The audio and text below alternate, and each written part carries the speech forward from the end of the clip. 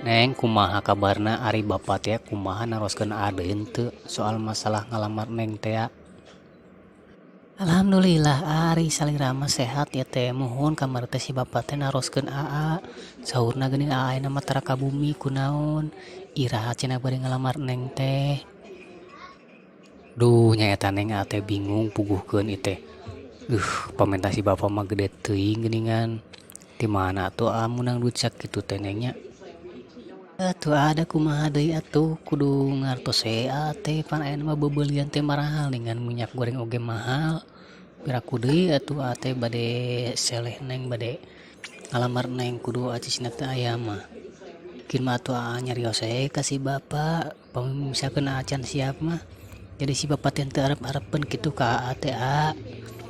Emang si bapak nyuhunkeun sabaraha kitu ka aa? Si bapak teh ari menta acisna mah teu gede ieu neng ngan kur 15 juta ka aa teh. Ngan kudu aya kebo 3, sapi 5, doma 18 bari jeung aya mobil cer mobil motor imah.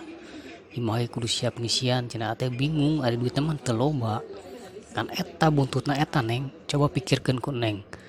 Ek di mana atuh aa seleh sakitu mah?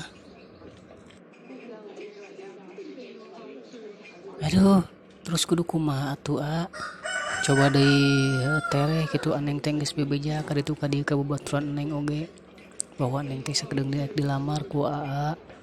Kumaha tuh aa lamun aa nginjem ka MBK atau ka Kosipah yang modal kawin aa? Sing mikir we atuh moal bisa tuh modal kitu mah engke urang geus kawin kudu mikiran hutang nya. Sing mikir atuh si teh neng. Kumaha deui atuh ari misalkan si bapak mbungun mah geus tong jadilah.